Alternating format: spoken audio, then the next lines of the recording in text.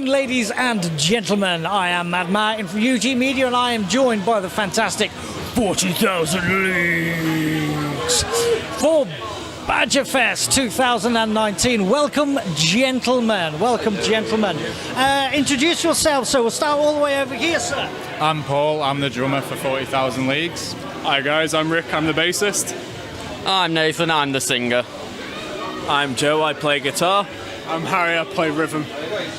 Welcome, gentlemen, welcome. Okay, so you guys formed in 2016. Your, I was going to say local area. I asked you this question earlier. What is the difference between Greater Manchester and Manchester? Hi, Rick.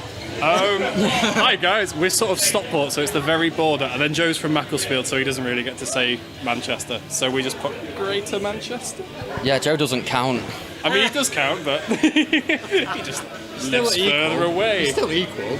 He's still a person. He still gets like. He's a lovely person. I feel I've misworded that. We love you, Joe. Yes, we all love Joe. Oh, we all love Joe. All good stuff. So I do believe you guys opened up the festivities today. Is that correct? That is correct, yeah. Unfortunately, we didn't manage to get to see it because we were still stuck in traffic. This is great delightful stuff. Excellent. How do you think the response was for your gig this evening, sir? Honestly, I sort of got a bit speechless. So I came out, ran onto like the barriers, and I saw everyone, and I kind of froze a little bit, and I didn't realise there was that many people there, and then I just kind of tried to shake my nerves as quickly as possible to go, okay, pressure's off, let's just do it. But honestly, it was just, the crowd were incredible, like the whole setup of it was just amazing, and opening a festival is daunting and it's terrifying, but at the same time, the crowd was so welcoming, and it was just amazing. Like, honestly, one of my favourite gigs I've ever played. Cool, epic stuff, epic stuff. Now, so are you guys knocking around for the whole weekend? Oh, yeah. Yeah, Oh, good. yeah. Is there anybody, now I know we're getting quite close to the end for this evening, but so you're knocking around tomorrow. Is there anybody tomorrow that you specifically want to see? Yeah. We'll start with you, sir. Portrayal of Ruin. They're on at 2. What's that? Run at half one.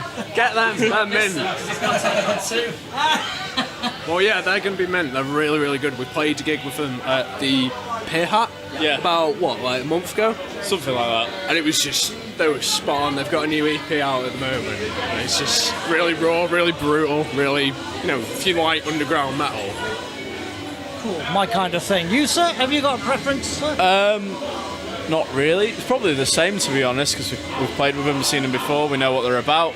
They're going to they're doing the same job as us. They're opening up the entire thing, so I think they're going to do a good job at that. Cool. We relate. Yeah. Good stuff, good stuff. Quickly, gentlemen, any preference for the for tomorrow? Again, to echo what they're saying, Portrayal of Ruin, really good friends with them. They're in the same spot as we were, and I've no doubt they're going to smash it, because they're just...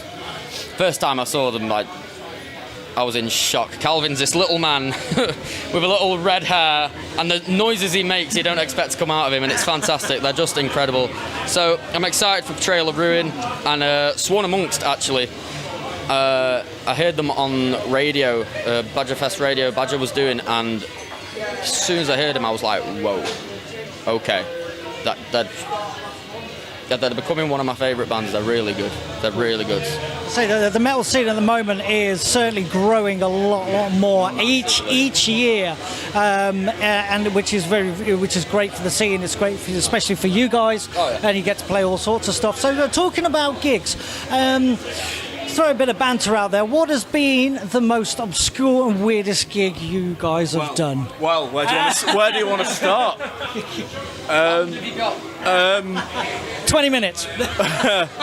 We've done a few in my hometown of Macclesfield, where we have to play for about 2 hours, which is quite big for Do some really good covers, and we've done like medleys where we mash some songs together and stuff. That's good fun. Before Harry joined, Harry only joined this year, but before Harry joined, we did a Disney medley. I was going to ask that. You guys look like the Disney type. Is that a compliment? I feel like that's a compliment. I mean, Gaston is my spirit animal. I mean, they're just tunes, aren't they? And if it can be turned into a metal song, it's a good song. Yeah, he's right. And of course,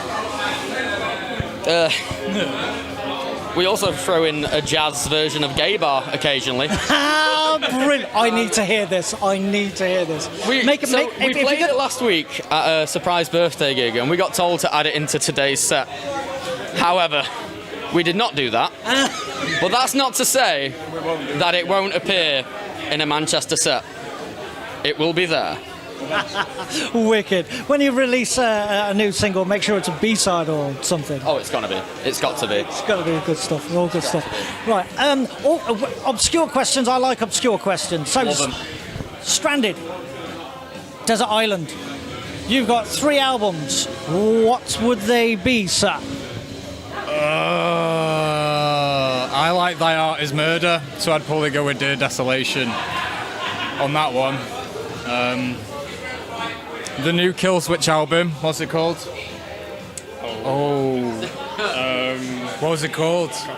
Atonement. That's it. I don't even know if it's the new one, but it is the new one, isn't it? That one. And fuck it, why not REP? Good choice, What a sir. bad Good island. choice. Good choice. Oh God. I don't know that one. You like Probably Avantasia Moonglow. I mean, I'm wearing it, so yeah, they're amazingly good. I like Ed Guy. So yeah, that's By a Summit in general. Beginning of Times by Amorphous, and probably going all indie now. Films About Ghosts by Counting Crows. But yeah, what about you, Nate? Straight up. No, I'm gonna say at the minute, The Silver Screen by Ice Nine Kills. I can listen to that on repeat. The lyrics of that are perfect. God, this is a hard one. no pressure. I'm gonna say Deliverance by Parkway Drive. I really like that at the minute. Cool. And Nightmare by Avenged Sevenfold. You knew it was waiting for it. I love it. It's a great album. It is a good one. It is a good one. Okay, so as a 5-piece, so obviously there's a lot of gear, so that's got to be a lot of logistics. What has been the furthest gig that you've done, and what has been the most awkward to get to because of that?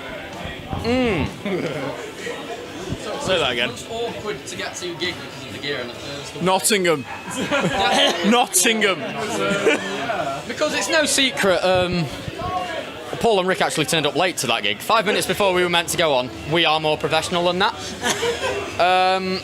So we had to cut our set time short by 5 minutes, but yeah, it was still a good gig. It was a great gig. yeah. We managed to pull it around, and I managed to go home with less hatred than when I arrived. But yeah, that was definitely hard to get to with the gear, because especially he has a Toyota Yaris. Real. Real.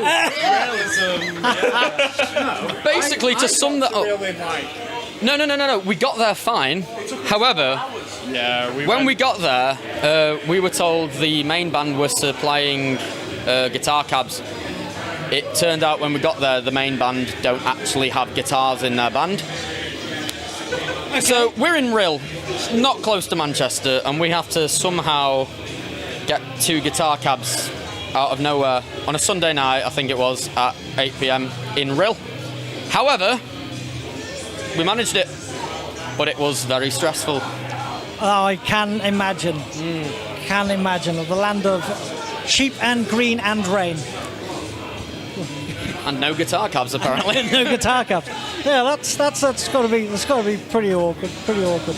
Okay, so it was say with 5-piece whatever else. You guys are pretty new to me, so you may have been asked this question before. How did you guys meet? Are you like all from the same area, same neighbourhood, or Complicated, really, because you weren't all dating each other? no, nothing like that. But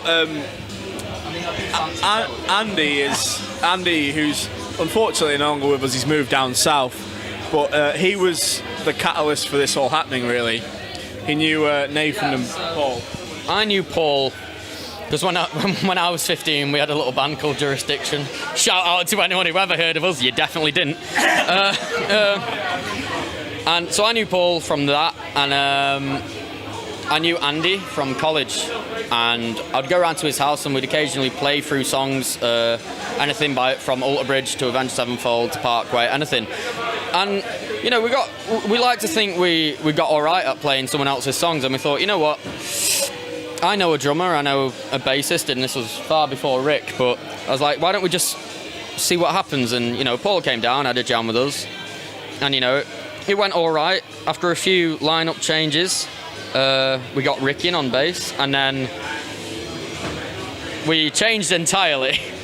As it's no secret, some of us don't know that much about music, but when you've got a man there who listens to non-stop Dream Theater, this being Joe, he came in and introduced time signatures. And he can take the rest from there, because we just changed, everything changed.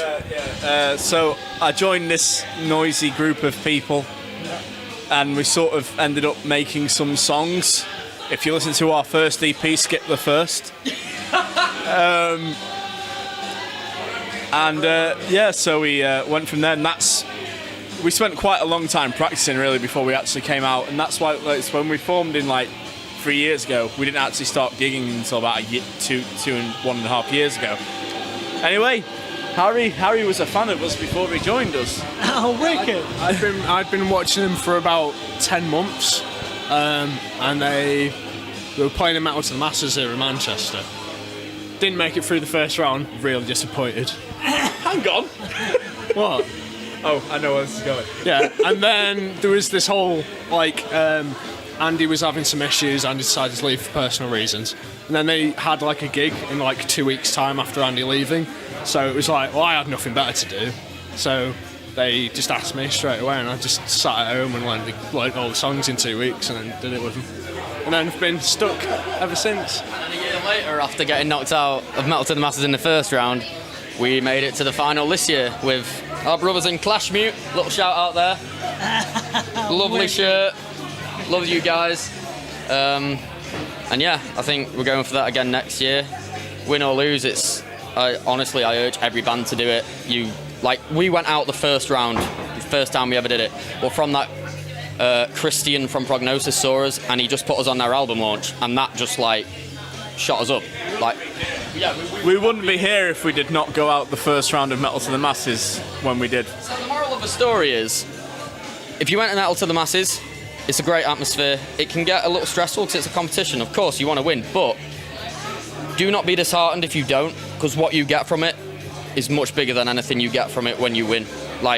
You make so many connections. We've got such a good friendship with Clash Mute now, Prognosis, Reptilian Humanoid, bands like that we played with, and we wouldn't trade that for the world. We've made really good friends with everybody, and it'd be great to win it, but at the same time, when you take away what you got from it, it's just an incredible experience. Any band out there, go for it.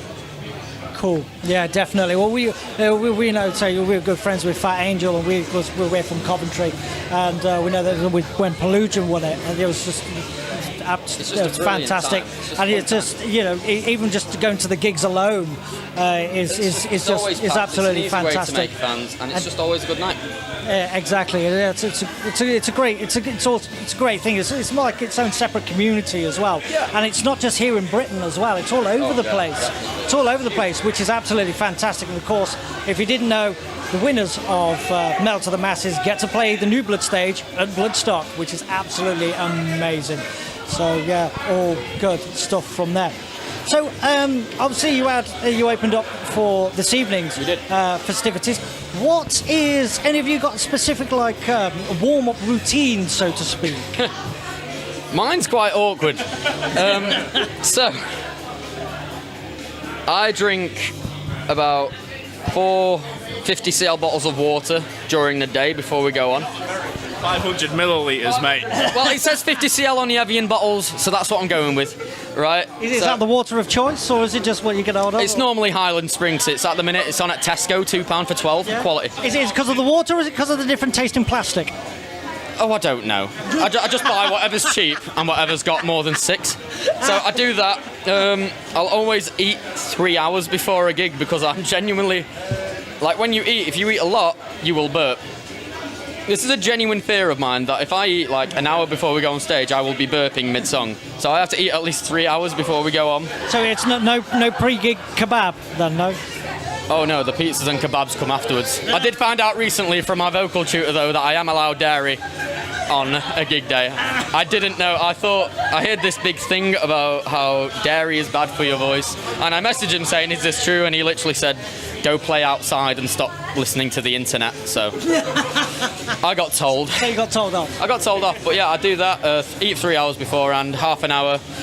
I'll have a vocal zone and just do vocal warm-ups and then stretches and then go on. That's how I do. Vocal zone is amazing. Honey and lemon, oh my god, life changer. So I'm a weirdo. I like the original. Oh yeah, no, they are good, but anything with honey and lemon in, I'm a fiend for it. You two gentlemen, pre-gig rituals or something that you do before you play a gig set? Oh, I panic for ages. You panic, you use the nerves. What do? I lose my shit. Cool. Nothing. Literally nothing. And it's just really cool. Yeah. Hey, you're not. Missing out the finer details. Like we all do like stretches for our fingers. Sometimes these pair need like little massages on their arms and stuff like that. You don't want to admit that. Harry does the type stuff. Harry is on the masseuse. A band masseuse is worth its weight in gold. Do you invoice them? Do you invoice them? Start charging, Harry. By the way, no happy endings. No. Oh. I have to pay extra for that. Oh, right. Cool. Brilliant. I just do jazz arpeggios. I hate jazz. Oh, wicked. He hates jazz, but we do a smooth jazz version of Gay Bar. Good one, mate. It's like slow blues. So it's okay. No, it's I not. feel the same way. No, it's not. Jazz is the worst thing in the world. Yeah, I agree with you. No, it's not. There are worse things in the world. I don't agree with you. There is. Like acid jazz. I don't know what that is, but it's apparently a thing. Everyone out there, just because some of us don't like jazz, ignore them. I quite enjoy jazz. So does he. Who's that guy? I like jazz. Who's he we listen to? Luke Cage. Oh. Ain't it a sin? Never mind. I can't remember his We name. love it so much, I can't remember his name. The name of it. He did a song in Luke Cage called Ain't It a Sin. It's fantastic. It is very, very good. It's very good. Screaming Eagle of Soul, but I can't remember his actual name. Yeah. We are at a metal place, guys. Yeah, but it's influences. I was raised on Westlife, and now look at me. I still can't sing. Okay. Alrighty. So from Charles Bradley. Anyway, got them in the end. It's all good stuff. So obviously you opened up today. What is the future hold for 40,000 Leagues? not a clue. Nice. Hopefully, we just hope to just. Oh well, our new music's going to be heavier, and what I described it earlier. It's definitely heavier. Probably the songs are a bit less long because unfortunately our songs are about 10 minutes each, and we go off on one. But Go off on one. I go off on one. yeah. Control half the song as a guitar solo, but you know what? No one told me off, so I'm going to do it. We're going to do a new EP or album. We're not sure yet. We're going to see where we are. We've got some new ideas, and we're just going to see what happens. And I think people are going to like it. It's definitely heavier. It's darker as well, but it's still Like what people liked from our EP and what people like about our live show. Like we still keep them elements in. So yeah, I mean we're hoping everyone will like it, and it's been quite an experience writing all these new songs. It's semi-stepping out our comfort zone a bit because we're used to doing like the 8-minute songs. Like we can do it, but now we're doing like 4 or 5 minute songs, and I'm like, right, what can I do to make this not just interesting, but vocally I want people to go, oh, that's good, and like lyrically as well. So I'm really excited for the next phase of this band, and we have no idea where it's going to take us. But quick little shout out, our next gig in Manchester is actually drumming up change with the man who was running BadgerFest. He's drumming in 10 bands, John Badger, and we think he's insane for it.